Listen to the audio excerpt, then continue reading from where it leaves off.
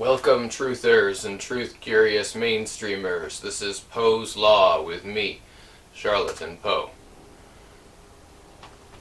Oh boy.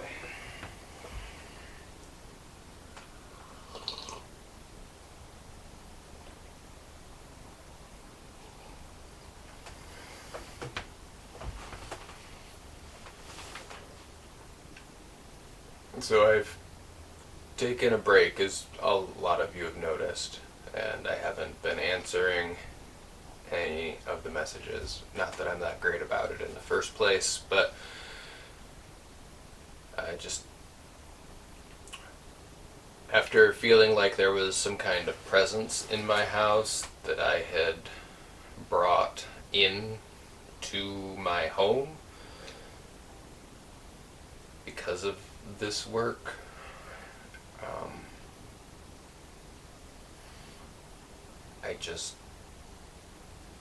I had to step away and just make sure that the consequences weren't greater than I could afford. Because I'm still not sure if there is a purpose or a reward, truly, to doing any of this. And that uncertainty bites hard when you feel like you've got some kind of extra-dimensional entity or poltergeist or malevolent spirit in your life fucking with your house and your stuff and slapping you with crazy visions.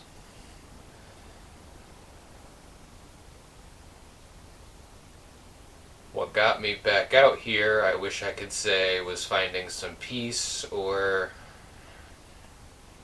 discovering some kind of inner strength, but the choice was made for me in a kind of way. Before I started recording, I heard there was somebody knocked at the door,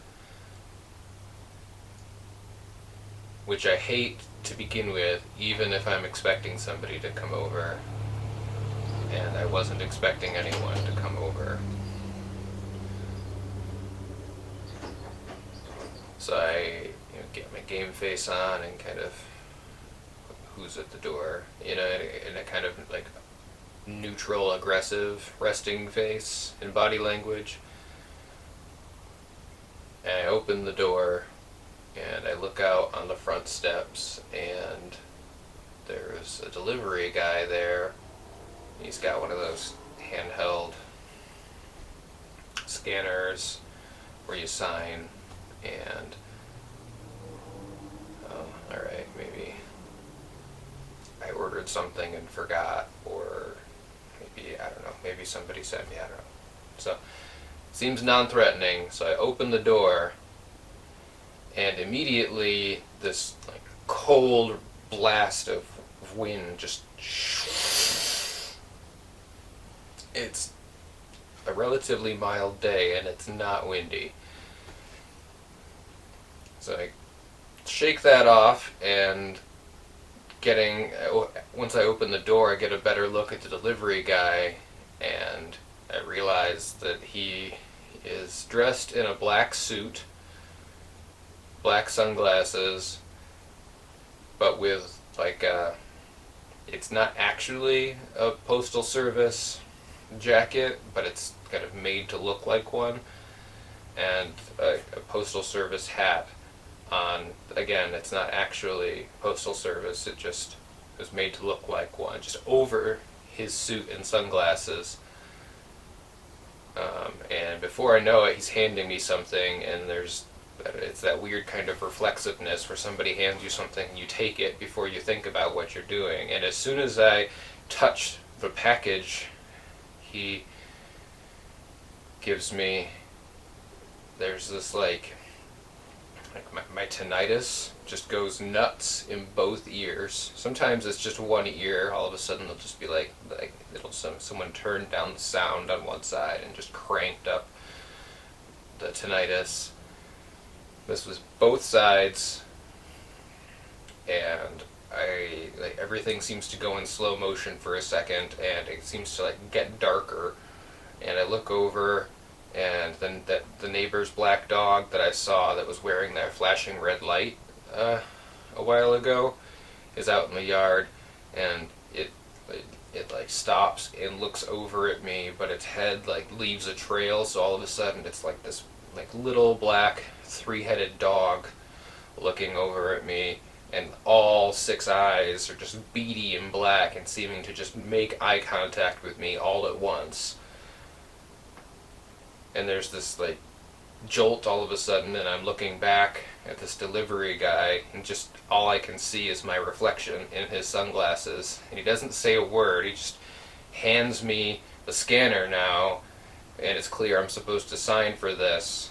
And again, it just like bypasses, and you're doing something automatically before you think about it. So I pick up the little stylus and I sign my name, and then he takes it, he doesn't never really lets it go. He takes it back and walks down the steps, and I look down at the package and I look back up, and there's no delivery guy, there's no delivery truck, I didn't hear a truck pull away. I'm just left holding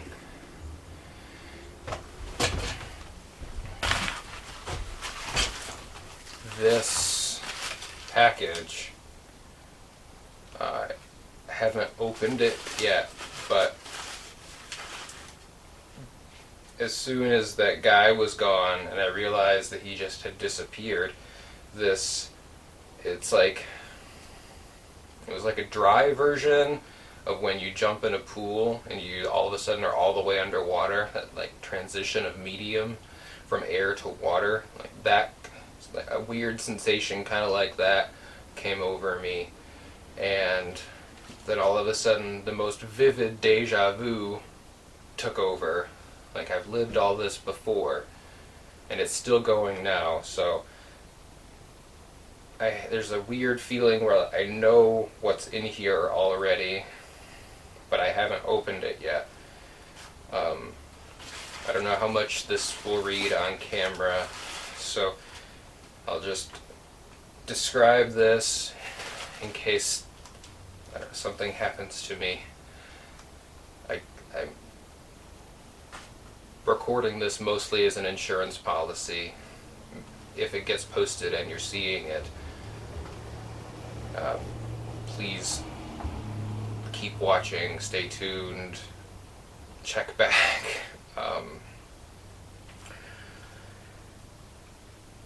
So it's got a kind of like this haze smell of like burning plastic and red roses, like, and it's kind of like one of those oily smells that you can kind of taste.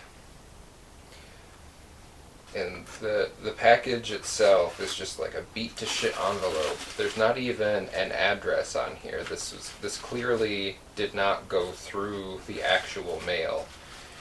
It looks like it's spattered with some kind of like black ink.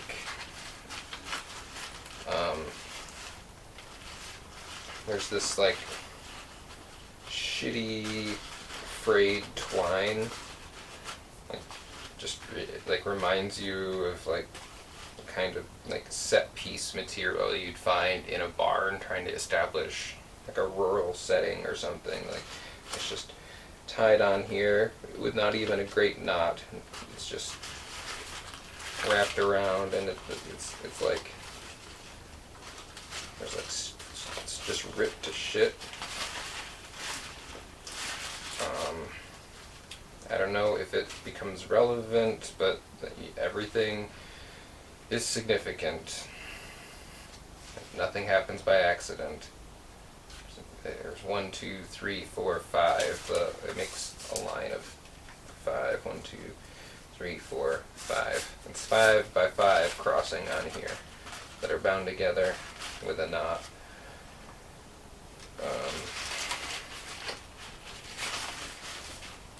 Sounds like something like swishing around in there. It feels like a book and like maybe some paper too, or something. So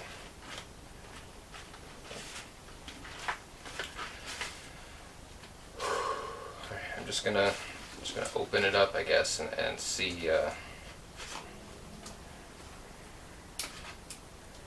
See, I'm terrible at untying knots, so we're just gonna cut this.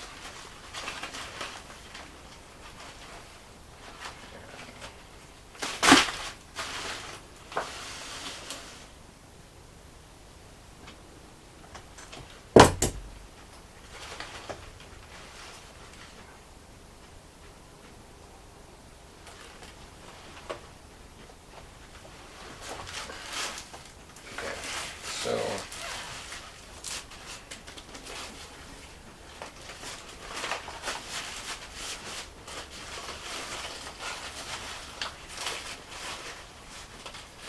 alright, let's start. Looks like pieces of a map.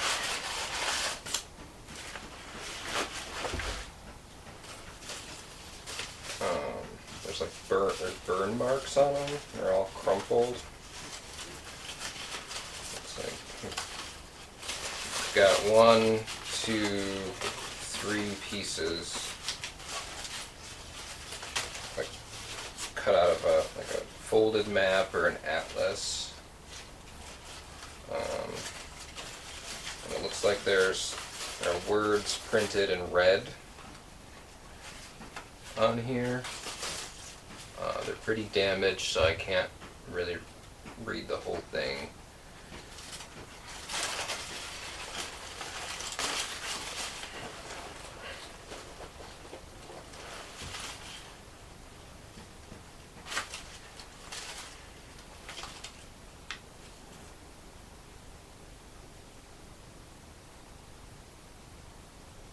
Moloch, whose eyes are 1,000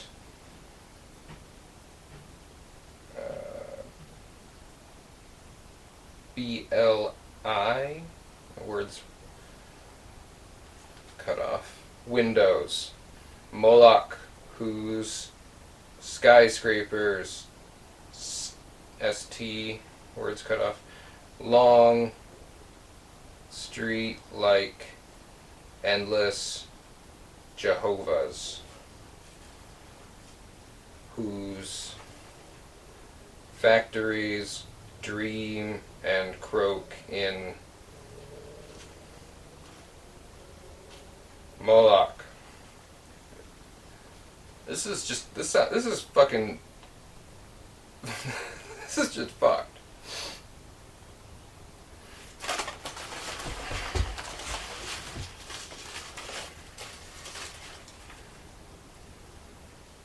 This looks like, I see Birmingham, Mobile, Gulf of Mexico. I'm thinking,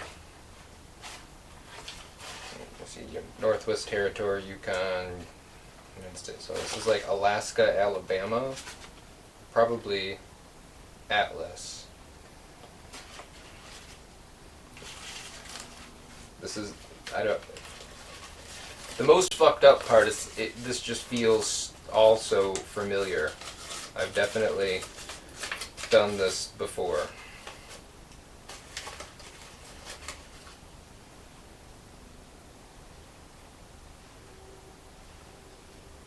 Moloch, Moloch, nightmare of Moloch, the loveless, mental Moloch, Moloch, the heavy judger of men. This is just what you want to get.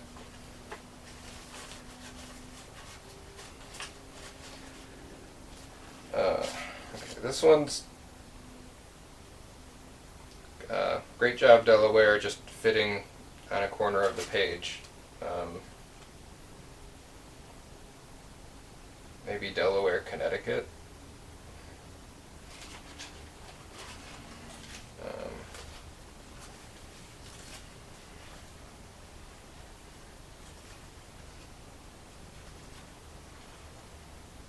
visions, omens,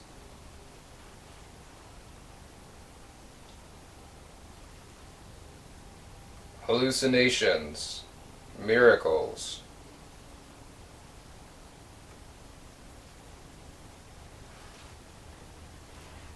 ecstasies, gone down the American River.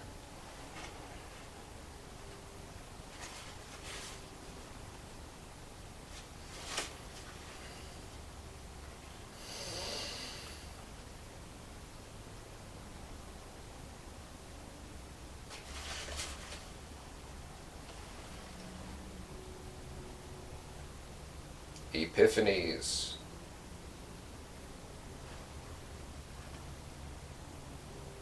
despairs, 10 years, animal, screams, and suicides.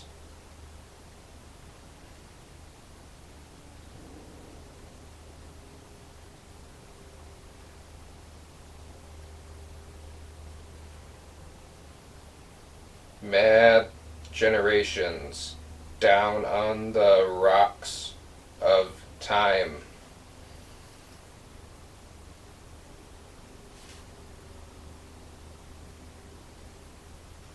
Some words I can make out, some I can't. Some are destroyed over the edges.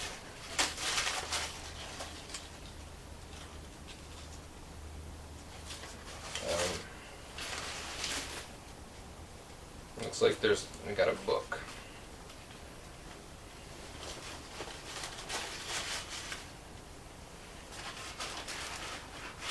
There's some kind of like grit inside here too, I feel. I really want to dump it out.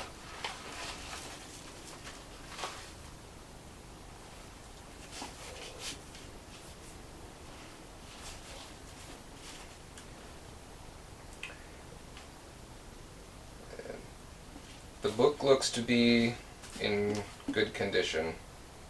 Some weight to it.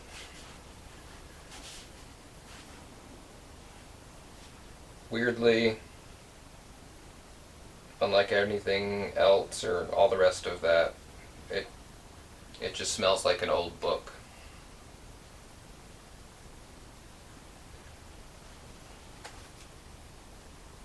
Yeah, it's like the envelope and the pieces of the map that have that burning plastic and roses oil smell. Shit. Fuck.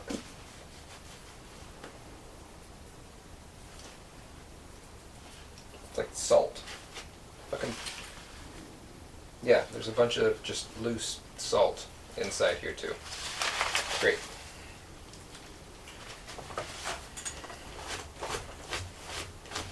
Okay.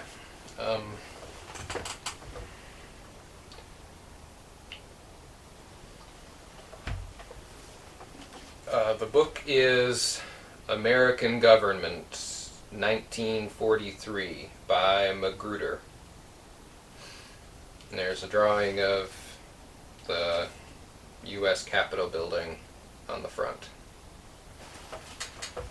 Can never tell if something's in focus or not.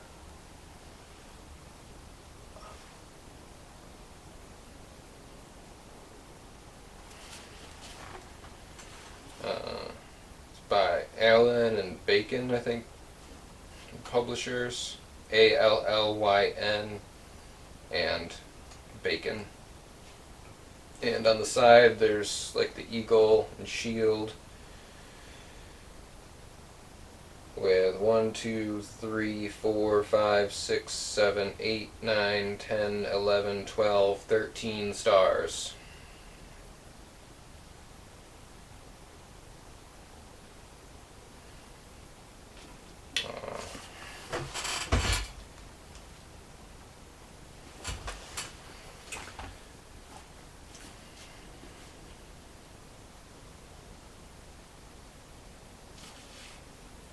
Okay, so it's used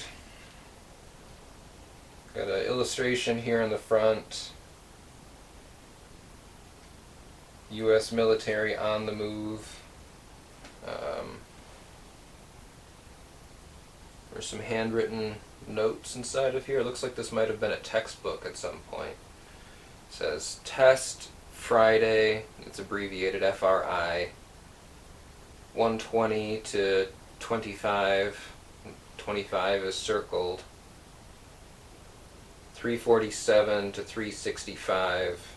390 to 398, 321 to 327, and then the 120, 25, 347, 365, 321 to 327, those are all lightly crossed out. The 390 to 398 is not.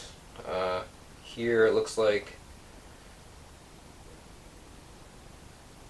maybe Chicago 211. And that's circled. Everything, the 347 to 365 is written in blue pen. Everything else is in pencil. Over here we've got 107//3, maybe. And then up in the corner here we've got, looks like Sue Bauer, maybe. Written in one handwriting, kind of a nice flowing like cursive, and then that's crossed out with 3 lines.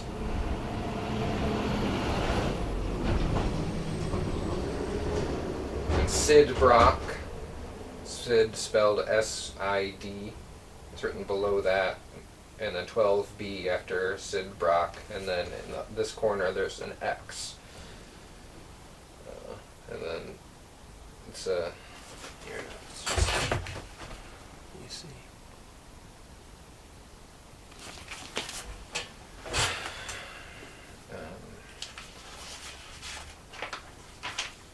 Okay, the epigraph is a poem by Richard Hovey. Not against war, but against wrong. League we in mighty bonds from sea to sea. Peace when the world is free. Peace when there is no thong, fetter nor bar, no scourges for men's backs, no scourges for men's backs, no thumbscrews and no racks for body or soul, no unjust law, no tyrannous control of brawn or maw, but though the day be far, till then, war.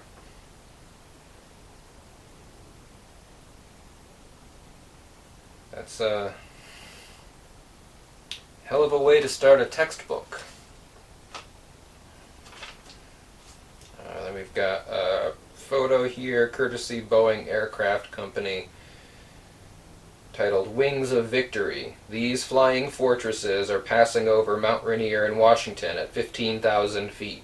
They operate efficiently at altitudes over twice as high. Looks like maybe 3 bombers of some kind. I don't really know anything about planes. And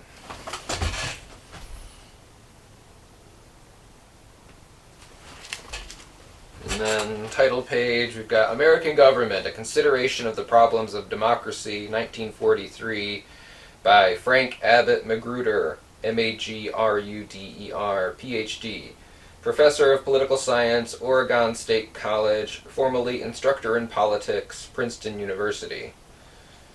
There's a quote here from W.E. Gladstone.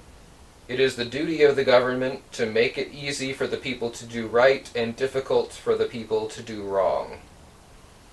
And again, it's published by Allen and Bacon, Boston, New York, Chicago, Atlanta, San Francisco, and Dallas. Copyright 1943 by Allen and Bacon, net. Publisher's note, Magruder's American Government is revised at least once a year to bring it thoroughly up to date. Norwood Press, J.S. Cushing Co., Berwick and Smith Company, Norwood, Massachusetts, USA. Forward starts, I'm not going to read the whole thing. I just start to I'm just going to keep going until I manage to shake the feeling of deja vu. It's weird to read a book feeling like you already know what the next sentence is going to be when you've never seen it before and it got dropped off by some kind of incognito man in black who disappeared in a vision. Here's the foreword to my ghost book. In this 1943 edition of American Government, the author has extensively amplified the president's statement, "We are going to win the war, and we are going to win the peace that follows." A patriotic appeal is made not by exhortation, but by a comprehensive, up-to-the-minute description and explanation of what the government is doing to serve and protect all the people during these trying times. America has become an arsenal for democracy, and her sons are fighting on the battlefields of the world to defend our institutions and uphold our ideals. All this results in higher taxes, higher prices, the danger of inflation, and an increasing national debt. The reasons for these results are carefully and clearly discussed, but patriotically rather than critically. Liberty is purchased on the installment plan, and each generation has to pay its installment. The Secretary of the Treasury warns us that it is expensive to win a war, but that it is more expensive to lose it. A valuable feature of the book is its forward-looking chapters entitled "Winning the War, Planning Our Transition from War Back to Peace," and "Bases." It'd be bases, or bases for a lasting peace. These are all entirely new chapters. To assist the students as well as teachers, the author has an up-to-date workbook entitled "Our Government at Work" to accompany American Government. Also, the latest edition of National Governments and International Relations will be helpful in studying foreign problems. Alright, then we've got War Aims. Theirs, ours. Admiral Yamamoto said, "I am looking forward to dictating peace to the United States at Washington." Great Britain, and this is, I don't know if you can see, so these quotes are alternating, so theirs are in just print, and ours are all italicized. Great Britain and the United States seek no aggrandizement, territorial or other. That's Churchill and Roosevelt in the Atlantic Charter. We must get rid of the last vestige of democracy, especially of the methods of voting and making decisions by majority. Adolf Hitler. Great Britain and the United States respect the rights of all people to choose the form of government under which they will live. Atlantic Charter.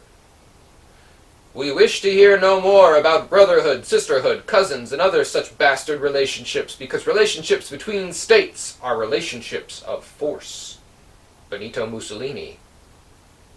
Hitler has said his foreign policy is to be backed by steel and iron. We have a good neighbor policy towards other nations, e.g. South America, Canada, Mexico, the Philippines. Forget such terms as humanitarianism, civilization, international confidence. Joseph Goebbels.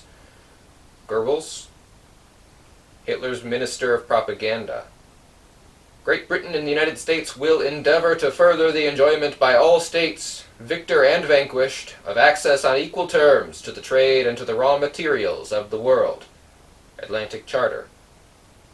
We must use our power at the peace table to build an economic peace that is just, charitable, and enduring.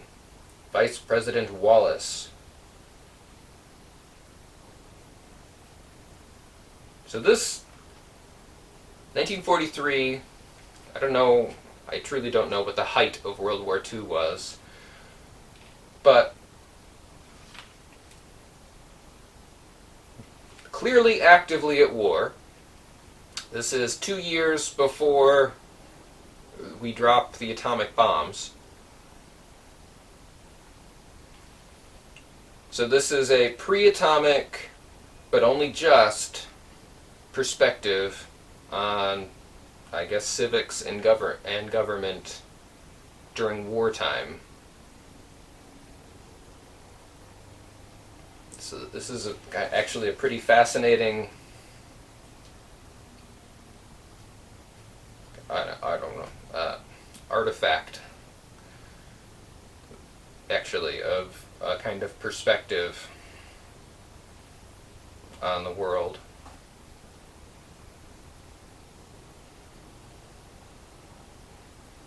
It is absolutely the kind of thing I would gravitate toward and bring home on my own if I found it at the thrift store. The fact that agent delivered it in such fucked up packaging along with the tatters, talking about Moloch and suicide. I don't really know what to think about all this. It's just, at least flipping through right now, it does not look like there's any significant alteration to the way it was printed. There might be some like marks here and there. It looks like, yeah, in the back here there's some marks in the appendix and population of the United States. Okay, this is fucked up. Number 7 is circled for rank in 1940 is Michigan. Underlined. Michigan is underlined. Number 7 is circled. And then number 4 over here is circled with a line, or underlining Detroit, Michigan. Great. Just great. So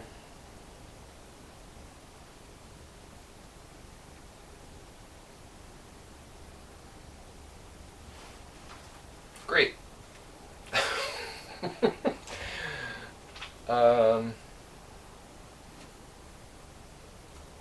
So I'm either still in this fucked up dream, or I'm out of it, and I woke up into some kind of nightmare. So number 7 shows up again. Number 4, I think, is new. 1943 adds to 17, which adds to 8.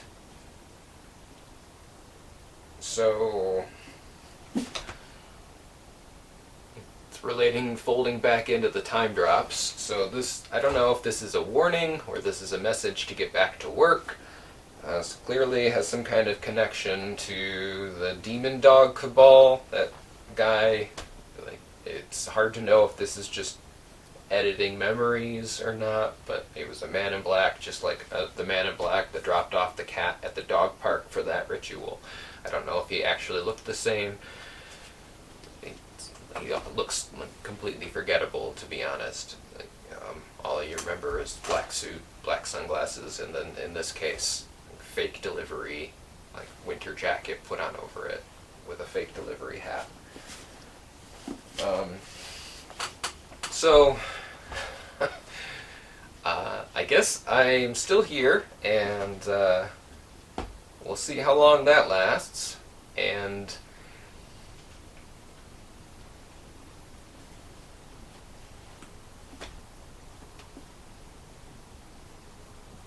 the level of anxiety and anger and confusion, it's just the actual volume of the emotions that I'm feeling have hit that point where it can't get any louder inside, so it just kind of like shuts off, and I almost feel this kind of like